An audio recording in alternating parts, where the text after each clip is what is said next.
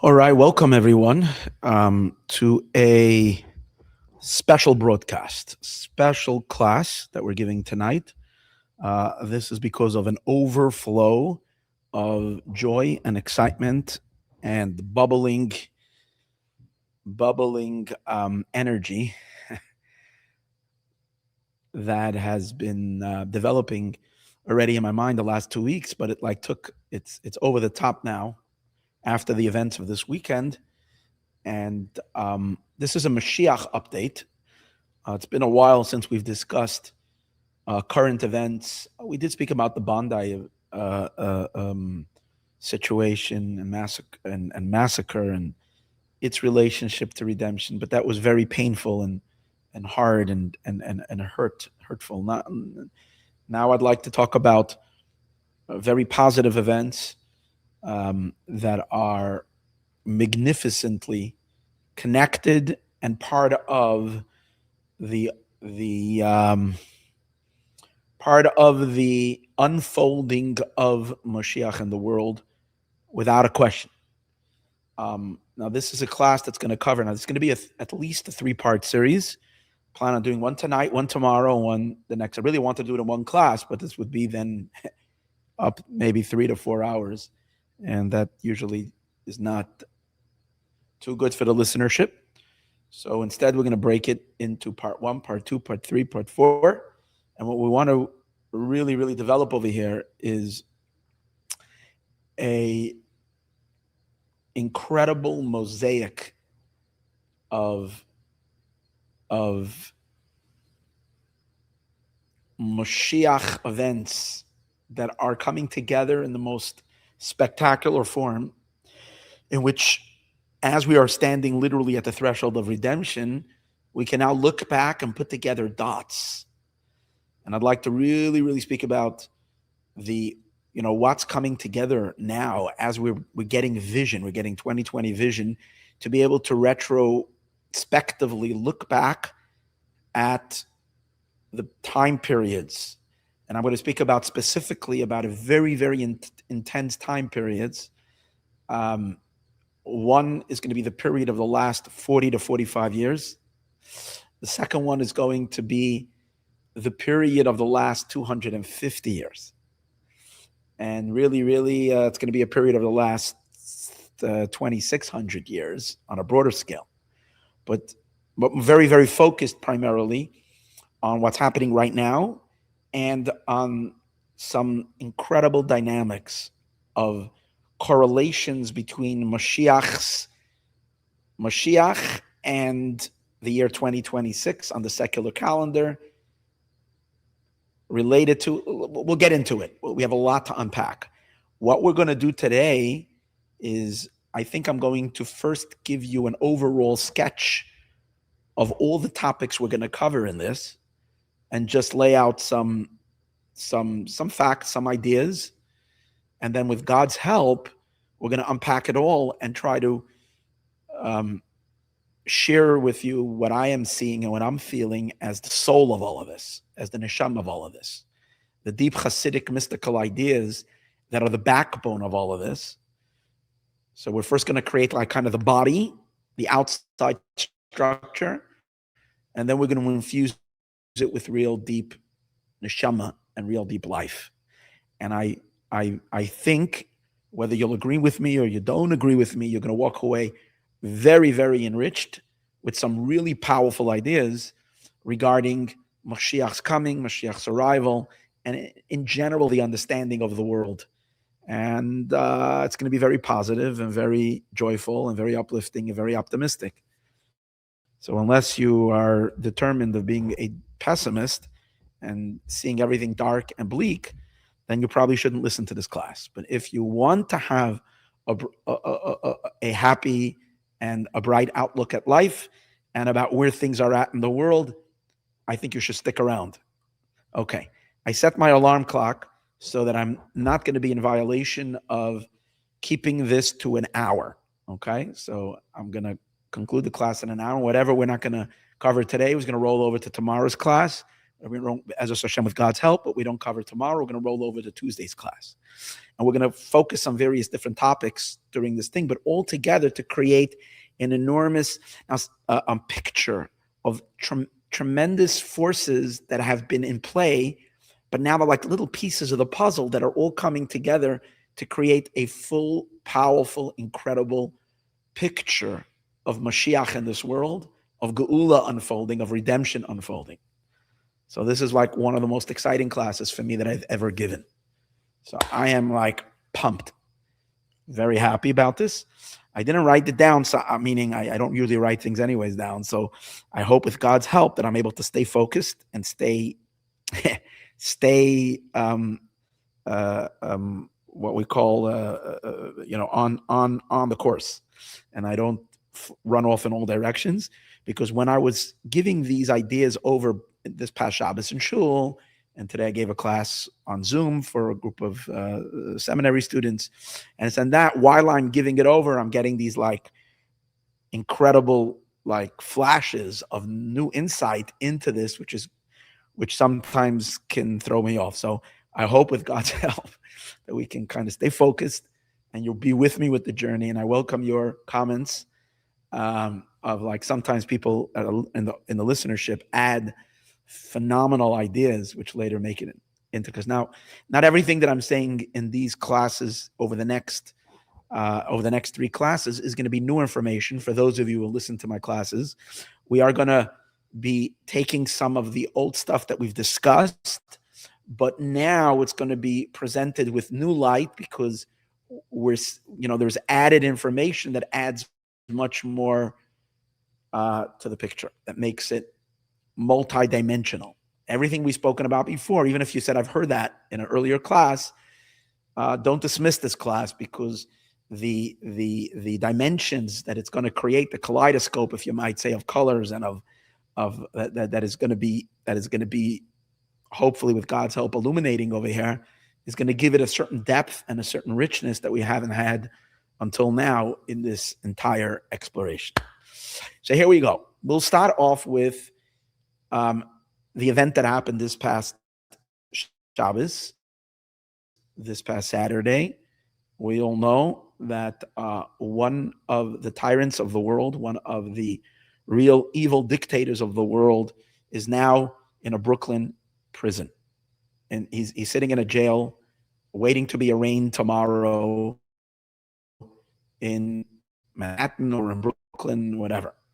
I'm talking about, I don't know even his first name, what's his name, Maduro. They took him out on a stunning military operation done by President Trump. You have to be crazy and have abnormal guts to do something like this. And yet there is a reason why Trump is in power, facilitating these messianic things. No, I'm not saying Trump is Moshiach. Let's take that out of the thing. But I definitely see him as instrumental in God using him and his presidency to direct the globe and the general world to a better future. Or whether you're a fan of Donald Trump or you're not, that's not the issue tonight. The issue over here is one thing, is that he ordered a very, very, very gutsy strike, something that was like caught everybody by surprise. Without a question, it was God lent his hand to this. As much as I respect the American military, and as much as I admire its power and its strength, and Trump loves to flaunt the power of the one and only American military might, when you take on such a complex project, you need divine assistance, because a billion things can go wrong. And the fact that this went down flawlessly, and that Venezuela, to a certain degree, it hasn't yet, the story's not over yet. We'll see developments that are going to happen, but I'm coming from a very optimistic place that things are going to move in the correct direction. There might be some bumps on the road as it happens, but that Venezuela has been freed from the tyrant. And it's not just significant to the people of Venezuela. This is going to have ripple effects on the entire world.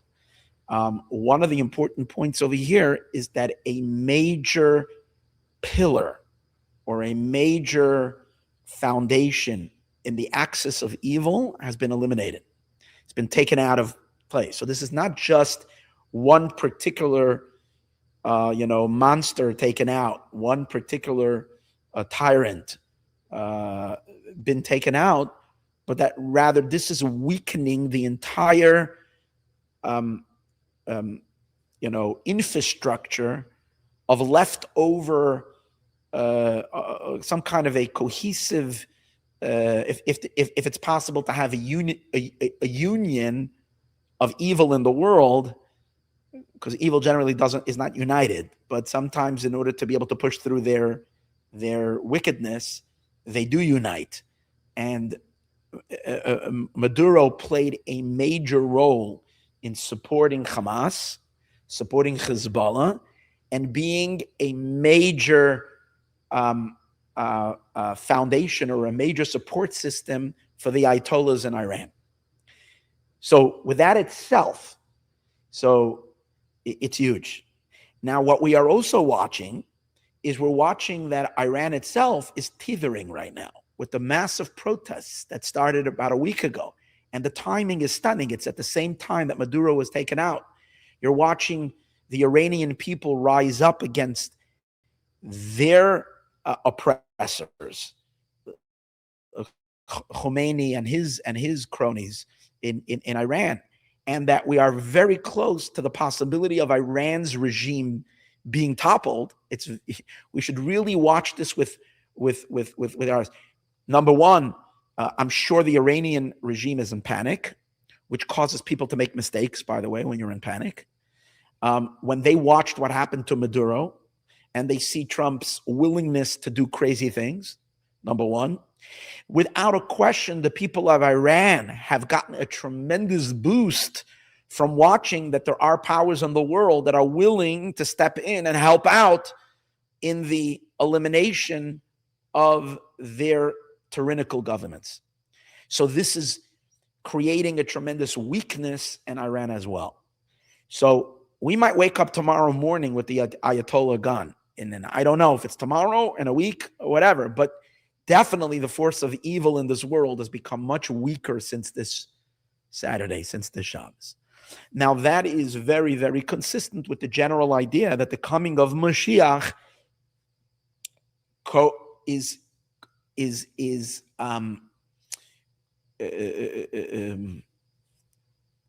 corresponds or works hand in hand, or part of Mashiach's, the idea of Mashiach arrival in the world, which is to make the world godly and to make the world holy and to make the world good, involves that evil and wickedness and that which is oppressive in this world is going to be dismantled.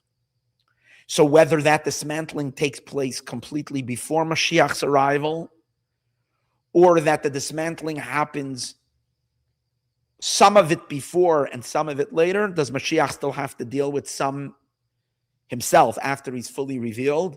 Does he have to? We'll wait and we'll see. But when we watch powerful evil forces that have been seem to be etched, seem to be like that you couldn't overthrow them. Maduro had such a manipulative power over his country because he manipulated elections. So you could never vote him out of power. And anybody who tried to go up against him were abducted, killed, imprisoned, tortured.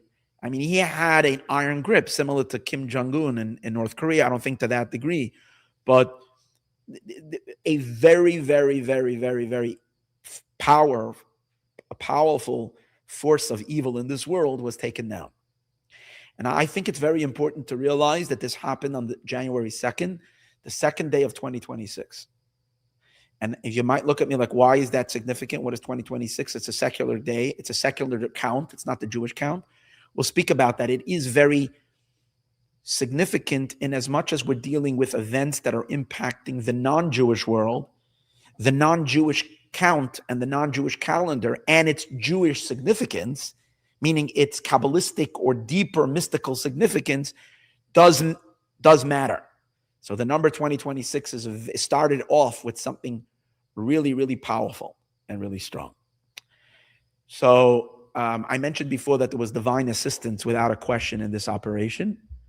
I just heard a story today which I feel is important to share, just to show when, the fall of Maduro, who directly was anti-Israel as well, and was a very open voice in Latin America in supporting the enemies of the Jewish people and the enemies of Israel in a very open way. He was hugely responsible for economic support for, as we said earlier, to France, the Hezbollah. Hezbollah has training grounds over there. He supplied, the corrupt Venezuelan government supplied passports, ability for Hezbollah and terrorists to be able to roam and get places around the world and threaten. I mean, he was a major supporter of all that. So taking him out weakens, as we discussed earlier, the entire organization, so to speak, of the Sitra Achra of the other side. The entire satanic power in this world took a major blow and took a major bullet with him being plucked out. Now, what's very, very, very amazing about it is, again, that it happened without any American loss of life. There was the loss of life in Venezuela. That's true. I think, I don't know the count of the number. We haven't found that. That's sad. Sometimes Israel does operations and they're able to do it with such precision that no one dies. And that's like huge. In this case, and it might be some of the people over there, for that we are pained. I don't know if everybody who died over there is bad guys. So that is something that I don't celebrate. I don't think anybody should celebrate.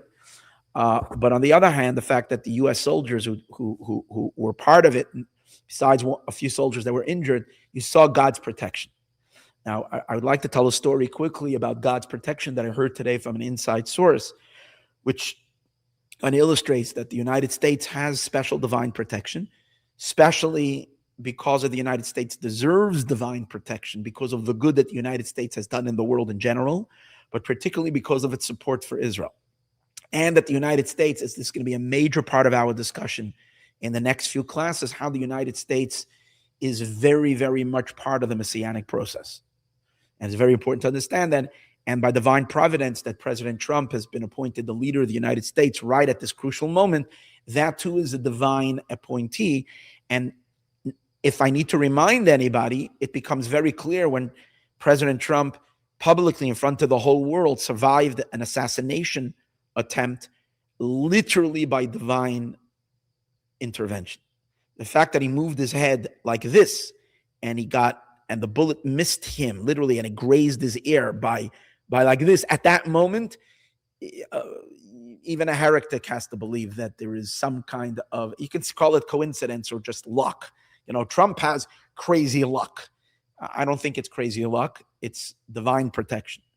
So whether it's Donald Trump himself, whether it was the United States as a whole, when the United States is doing what it especially should be doing. So here's the story that I heard today. I want to share. My son in Fairbanks, Alaska, told me that one of the people that he got to know is a military man in Alaska in the Army base in Fairbanks. That guy was deployed a year ago to Iraq. I remember my son was telling me a year ago that his friend of his is scared. He's leaving. Every time you go off to the dangerous part of the world, you really kiss your family goodbye. You're very worried. It's not so simple to go to a place like Iraq, which is a very, very volatile place. This person, thank God, returned just last week to Fairbanks in good health. He reported to my son something miraculous. He said to my son as follows, that in the summer, he was stationed in Iraq during the 12-day war between Israel and Iran. So when Iran was shooting missiles, was hurling missiles against Israel, his base, they were charged by the American government, by the Pentagon, or maybe by President Trump himself. I'm not exactly sure who the command came from, by whoever it is. They were charged to take down the missiles, to protect Israel by intercepting the missiles that Iran was shooting over Iraq towards Israel. So he was in the control center, and he was in the briefing room, and he's actually seeing. He's part of the. I guess he's not out there shooting, manning the equipment, but he's in the briefing room. So he tells my son this inside information. So he said, number one, it was 3 days that they were directly involved in intercepting the missiles, that he was involved in the briefing room. He says what happened was absolutely stunning, because usually the success of the mission, when you're intercepting missiles, the ratio of their success that the United States expects with their intercepting ability is 80%. Okay? He says those 3 days, every single day, it was 100% accuracy. So that's a clear miracle in the protection of God protecting Israel. But America, being the ones doing the intercepting, deserves a little love from God as well. So he related as follows, either on the 3rd day or one of the times. Oh no, he said after we were serving as the protectors, Iran decided that they're going to attack our military base. So we became the target. And they were shooting at and we were intercepting and defending ourselves. Okay? He says suddenly we get a notice, we're told. The message comes through called brace. I think it's brace yourself or brace.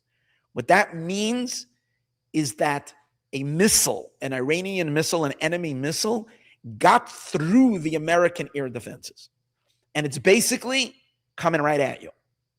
So you're basically now brace yourself. What are you going to do when a missile is coming at you? It can hit anywhere and explode, and God forbid, because it passed through the defenses, it basically says, say goodbye to your wife and your family. It could mean that. So he says that at that moment, they knew they had 30 seconds to impact. That's what it means. 30 seconds to impact. So he says, I cried out, Shema Yisroel, Hear, O Israel. Okay. He said, I heard someone else in the hall also cry out, Shema Yisroel. Okay. It's the one thing, the declaration of God's oneness, that people will say the last moment of their life. It's declaring their allegiance and their belief in one God in Judaism. He says, but 30 seconds passed and there's this quiet and nothing happens. A minute passes, 2 minutes, and basically mystery. They were told that the missile will hit. Nothing happened. The next day in the briefing room, they find out as follows. They asked, what's going on? They found out that they found the missile. The missile was sitting on the desert floor about a mile. I think I have to go back to I have to ask my son, but I think he said 1 mile away from the military base. It was just sitting in the sand. The missile was perfectly intact. And when they investigated why the missile didn't hit, there was no explanation other than a hand took that missile and laid it down on the sand. It was a non-exploded missile that just landed. It didn't explode. It was like just placed down on the desert. He said he clearly saw God protecting the protectors of Israel. Those who bless you will be blessed. God literally protected the lives of these American soldiers that stood there and were going to take a bullet for Israel because they were protecting Israel. The Iranians were shooting at them, and the missile just did not explode. So that's the miracle, he said to me. So I'm just using that to share because there is no question that the hand of God was involved with America's operation in Venezuela. And that is because what America did is for the good of humanity. And it is messianic. I'll share with you quickly what the rabbi of Israel, Reb Shmuel Eliyahu. Reb Shmuel Eliyahu is a chief rabbi of Tzfat. He's the son of the chief rabbi of Israel in general, a Sephardic chief rabbi. His name was Reb Mordechai Eliyahu, Alav Hashalom, a blessed memory. He was a great, great man. So Reb Shmuel Eliyahu is a great rabbi in the city of Tzfat, and he has a lot of influence in the rabbinate in Israel. So he said today regarding the attack on taking out Maduro, and he said that, if you look at this as an isolated event, you're really missing the point. This is not what happened. He says, there is no question, he says, that we are watching that all the governments and all the tyrannical powers in the world are falling apart. They're collapsing. And he pointed out to the events of last year when Hezbollah fell apart and collapsed, when Syria, Assad, Nasrallah, again, you're talking about extraordinary, powerful, well-protected, well-fortified forces that if you begin to think about how Israel felt that it was impossible to deal with Hezbollah. It was an enormous threat right at Israel's border, and how well protected Nasrallah was. When he was killed, he was 14 floors in a steel or cement bunker, 14 stories down. It's crazy. The fact that Israel was able to, through a crazy, miraculous chain of events, through the beepers exploding, and then the walkie-talkies exploding, and then that whole thing, and then the attack on all their generals, because they didn't have their walkie-talkies, so they came into one place, and the entire Radwan force, all their generals were taken out, and then Nasrallah was defeated. Okay, so Nasrallah was out. Assad in Syria fell. The entire leadership of Hamas was decimated and taken out last year. And the nuclear powers of Iran were taken out. And Iran now teetering, as we said earlier, Iran is literally standing, the regime in Iran, the wicked regime of Iran is now ready to collapse. And now Venezuela falls. All these things are related, because in our Rosh Hashanah prayers, when we pray on Rosh Hashanah, we pray for the days of Moshiach.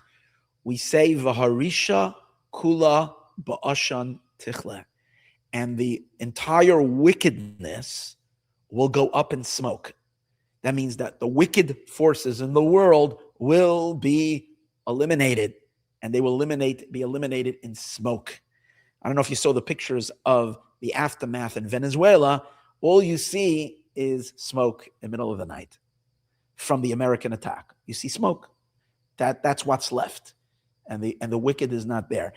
And what's also something very important to notice, how little bloodshed this took.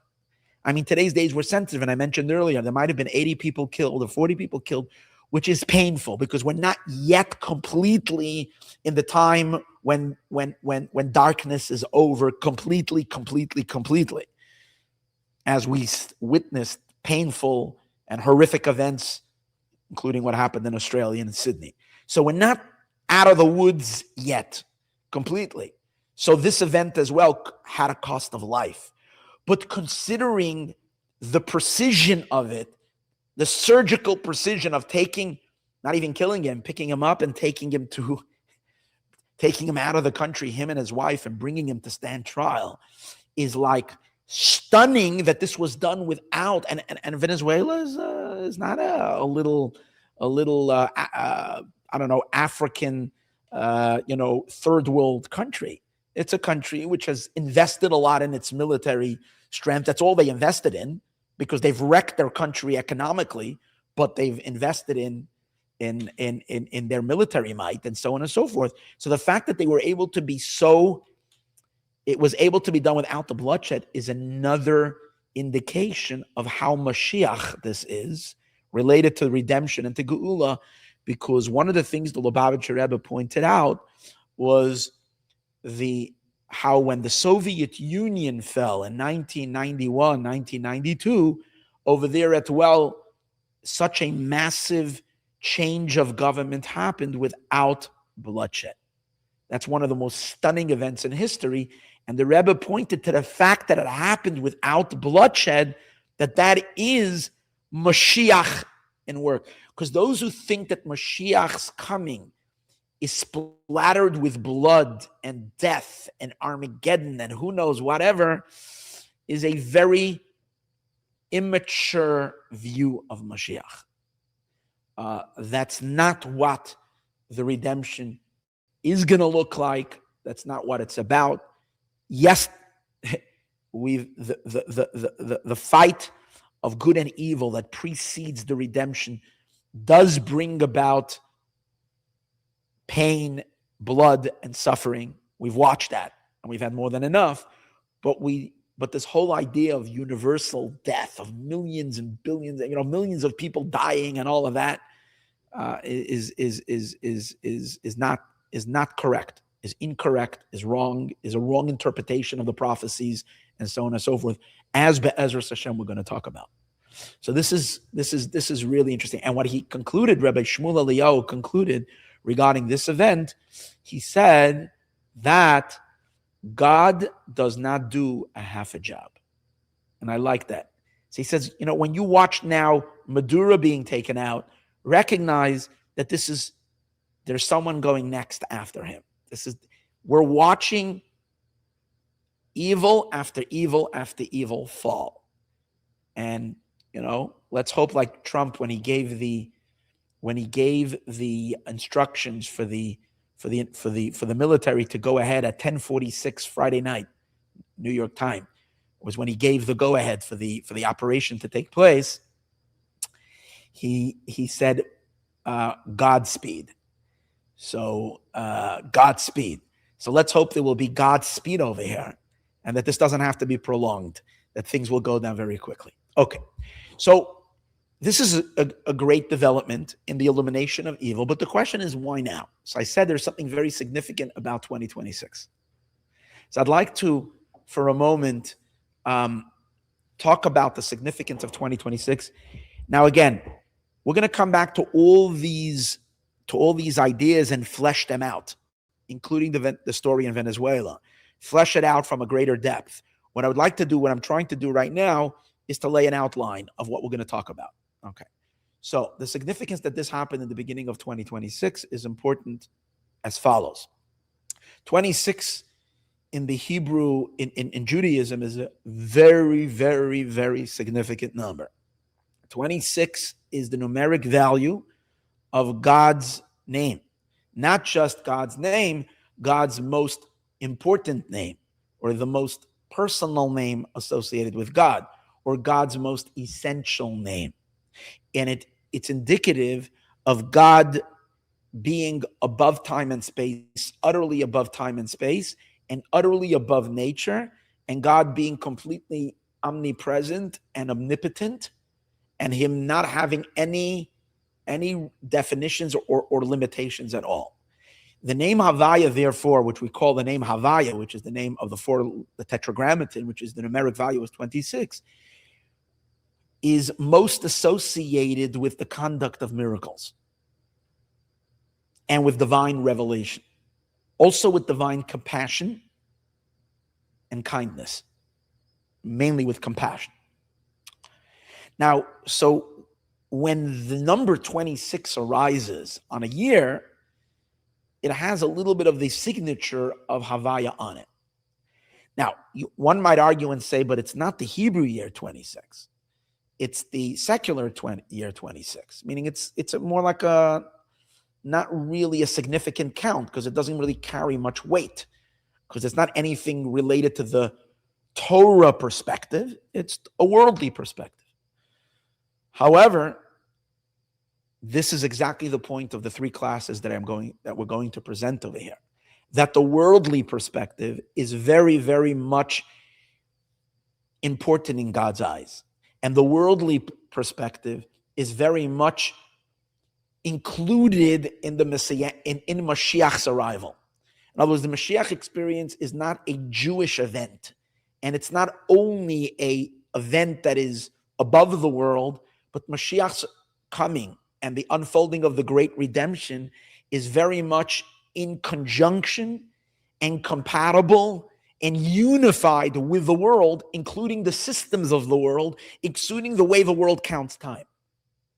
And for that reason, the fact that it's on the non-Jewish calendar, on the secular calendar, or Gregorian, whatever they call it, Gregorian calendar, the year is 26, has major significance in this being a year which we can all look forward to be an amazingly wonderful, powerful year. Good year. A year of great divine revelation. But what makes it even more stunning, and this is also something that we hopefully will address and come back to all the way at the end of all three classes. I hope I'll remember. I want to come back to this.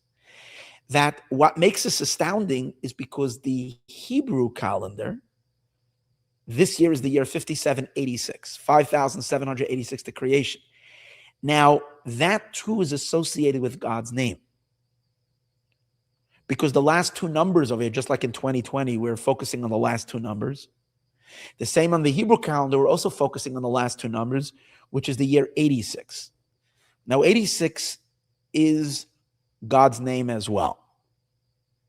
Because 86 is equal to the name of God, spelled Elokim, translated usually as the Lord. So you take the Aleph, Lamed, Hey, Yud, Mem, Elokim, which means the Lord, that name of God in Hebrew letters equals 86. Now, why?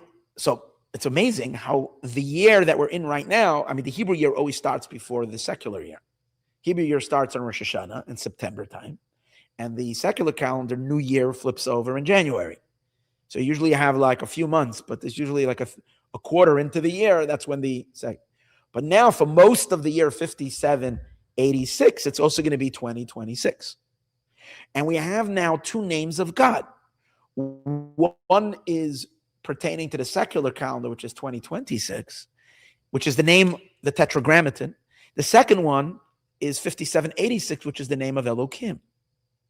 Now, these two names of God are enormously significant when it comes to Moshiach, because the coming of Moshiach is associated with the fusion of these two names. Now, this got to give you goosebumps.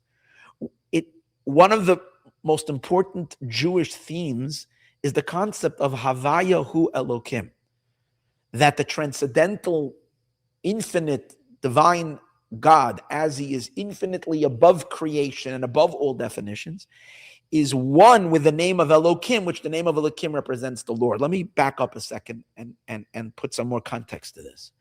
The name of Elokim is generally associated with a much more limited projection of God. When God adjusts himself to the creation, then God is known by the name of Elokim.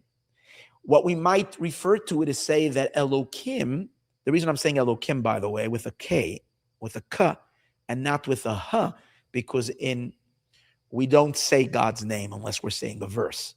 So I'm substituting the H sound with the K sound. So just for you, that some of you, this might sound funny too, if you're not familiar with the way the Jewish people refer to God's names.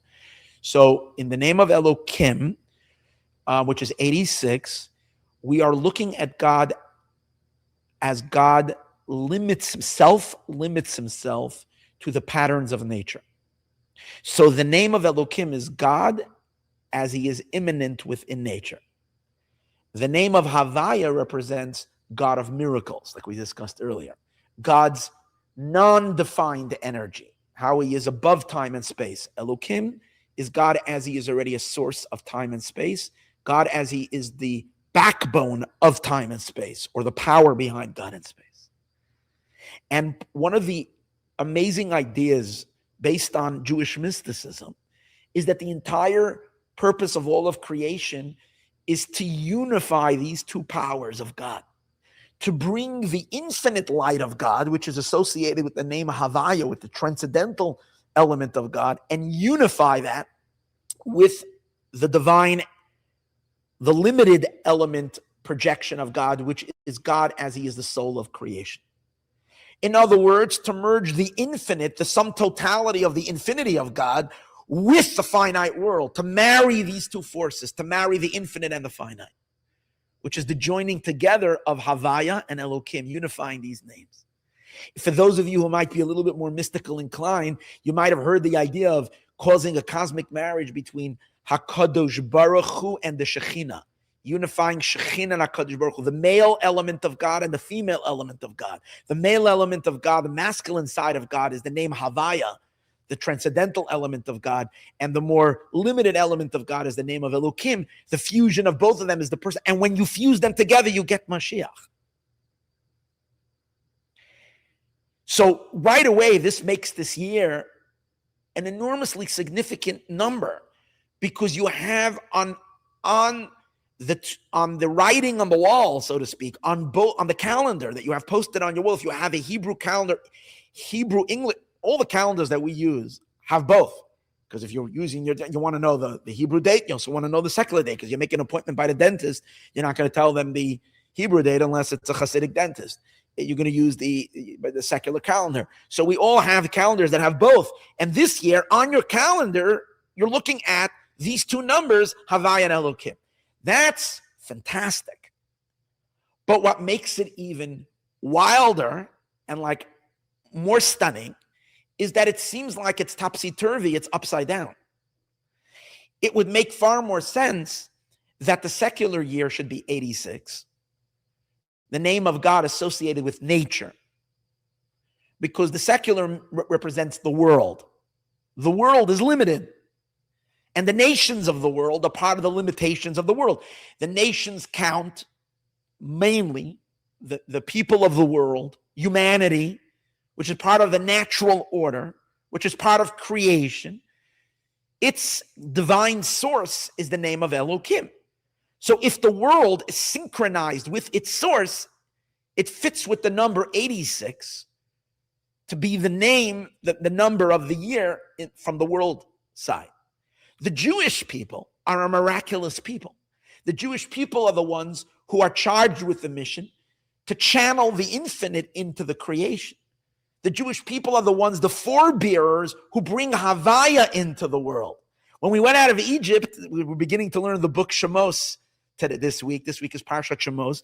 God says, I'm about to reveal that I am Havayah. I am Yud-Kei Vav-Kei. I'm about to do miracles in Egypt in order to give the Torah to the world, in order to establish the Jewish people as my emissaries, as my ambassadors to this world. And he even says, V'ro kol amei aretz, that the nations in the world, I forgot where the verse is, you can look it up. V'ro kol amei aretz, the nations in the world will see, kishem Havayah, that the name Yud-Kei Vav-Kei, the tetragrammaton, Nikru Eilecha, is called upon you. So it's the Jewish people and the Jewish contribution and Israel that represent the name Havayah, which is the name that equals 26. So this seems to be that there is an exchange over here.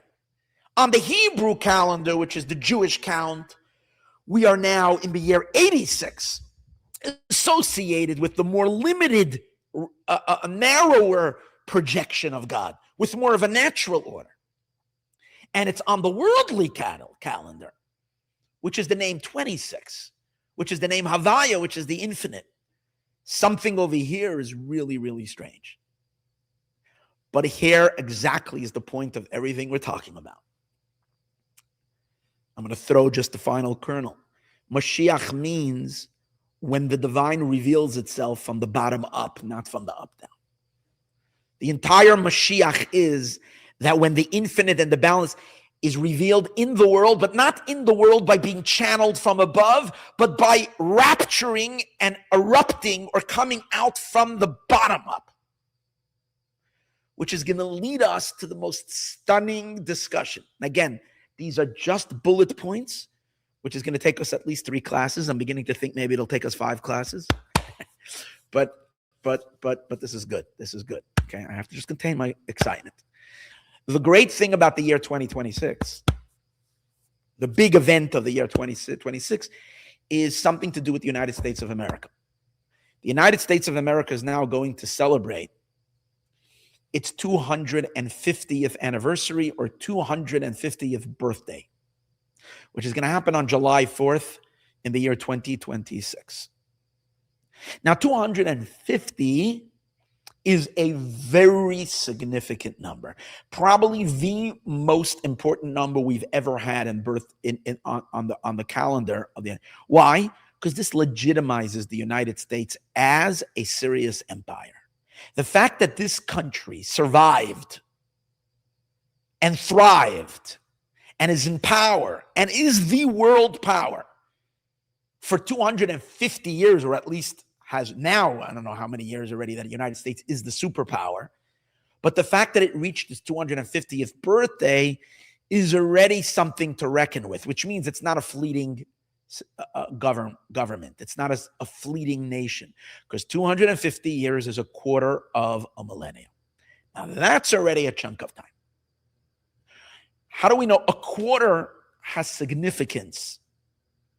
Like you see in America, in the year, how do you divide the tax year? How do we divide the fiscal year? It's divided in quarters. A quarter is a significant set of time.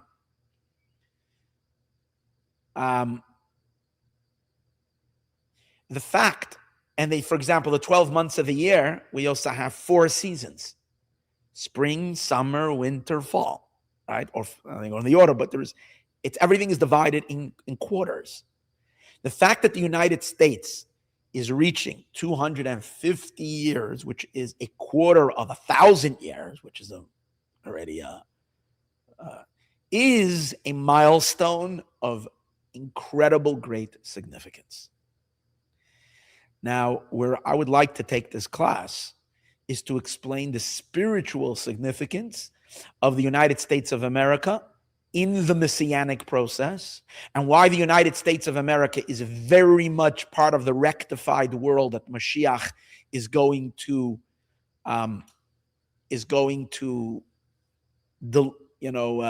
further enhance and further develop. But the main rectifications to Mashiach's world has to happen before Mashiach arrives. Notice, what we are going to look at is that there is a 250-year period where humanity begins to produce its messianic fruit, which means humanity begins to develop a society that is worthy to live in the time of Moshiach. And America, if America is following what it was intended to 250 years ago by the founding fathers, and if it follows that pattern, and let's understand something, there is a major war over the soul of America, which we will talk about. But if America stays true to its founding principles, in which the Declaration of Independence and the Bill of Rights and so on and so forth was founded, that the United States was founded upon, that is a great foundation to lead as a stepping stone, we would say, to God's kingdom in this world, established in Jerusalem at the time of the redemption. And it's not only a stepping stone, but it's actually a trigger. It's something that stimulates and brings and helps the world, helps the divinity of Moshiach reveal itself and manifest and express itself in this world. It's part of the evolution of Moshiach. And what we are going to do in this, we're already close to the hour, so we're not going to be able to do it much in this class, is what we're going to try to do is I'm going to show you a pattern of Moshiach as it develops in the Jewish world, running parallel to the 250 years of the United States of America. Namely, what we're going to draw parallels is the Chabad movement, the Chassidic movement of Chabad, which is founded and which runs the course of 7 great saintly Jewish leaders and rabbis, teachers, masters of mysticism, and literally one of the most consequential and most powerful movement in the Jewish people. And for those who questioned it a few years ago, it's becoming more and more clear how this is the most effective or the most influential global movement the Jewish people have seen in I don't know how long. It's led by these 7 rabbis, starting with Reb Shneur Zalman of Liadi, culminating with the Chabad Rebbe, with the Lubavitcher Rebbe. This is, and I've discussed this many times, this is the reenactment, or we might say the rebirth of the Davidic dynasty that takes 7 generations to be restored until the time of the coming of Moshiach. Now, it's this Davidic dynasty. It's this because the Chabad Rebbe's trace their roots directly to King David. As the Lubavitcher Rebbe points out in his introduction to his first book that he published called Hayom Yom, they take their direct roots from King David. So Reb Shneur Zalman of Liadi, founder of the Chabad movement, he's the 3rd generation of Chassidism in general, but he introduces Chabad Chassidism. And where we're going to explore is the relationship with Chabad Chassidism with the founding of the United States of America. What we are going to find out is something astounding, that in the year 1776, that the Declaration of Independence, that America fought the Independence War, and the Declaration of Independence was made and then officially signed on. There's an argument. John Adams argued. I did some research on America that it's really July 2nd, but in the end, it was all accepted as July 4th as the national holiday. But in 1776, well, we're going to see that in that very same year, guess what? Reb Shneur Zalman of Liadi founded the first Chabad center in the world. So the thesis that we're going to develop is that the Chabad Rebbe's had a very direct influence, and it's a messianic influence in directing the world towards Mashiach by affecting spiritually, not physically, but spiritually, thousands of miles away by the divine energies that they produced and the revelations of God and the focus. And here's the main idea. The Chabad Rebbe's, what they did was they switched Judaism completely over from being heaven-bound to being earth-bound. And they redirected the entire understanding of Mashiach from Mashiach being an otherworldly divine revelation to an organic revelation that comes from the world, from within the world. It's precisely because of that America they affected the birth of the United States of America. And what we are going to see is an incredible dance that's going to follow the 7 generations of Chabad Rebbe's, in which the Chabad Rebbe's have a direct role to play and interaction with the United States of America. It's primarily going to show itself up. It's primarily going to be seen by the first Rebbe, Reb Shneur Zalman of Liadi, how his dates of founding of Chabad, and in his teaching, where he talks about America. And he says some astounding things back then about the United States of America. So the connection of the Alter Rebbe with the United States of America in 1776, then very, very much connected to that, we'll get to that in a moment, is the 5th Chabad Rebbe, the Rebbe Rashab, the 5th Chabad Rebbe, and his son's successor, Rabbi Yosef Yitzchak, primarily, the 6th Chabad Rebbe, who came to the United States to live. He brought Chabad over from Eastern Europe over to the United States of America, and he visited America. That he did in 1940 as he escaped the Nazis. But before that, in 1929 and in 1930, he came to visit the United States of America, and we're going to see that he took a special trip. First of all, he met with President Hoover himself. Secondly, he went to Philadelphia, and he visited, and he sat in George Washington's chair, and he gave a blessing to the United States of America, and he had enormous admiration for this country, and that means that spiritually, he infused the United States of America with incredible godly blessing. And the way I see it is that he directed the United States of America to its messianic role, to its role that it plays in the unfolding, its redemptive role, which is fascinating. To the last Chabad Rebbe, which is Rabbi Menachem Mendel Schneerson, what we call the current Rebbe. The Rebbe was the biggest fan of the United States of America. The Rebbe spoke of the United States of America as a country of kindness. And the Rebbe kept on reminding the United States of America that its that it needs to stay true to its founding fathers that based the principles of freedom in the United States on a deep, deep belief in God, all the way to the fact that it made its way into the most powerful force in the United States, which is the United States economy, which is the currency, that in the currency itself, it's printed in God we trust. So that is the Rebbe.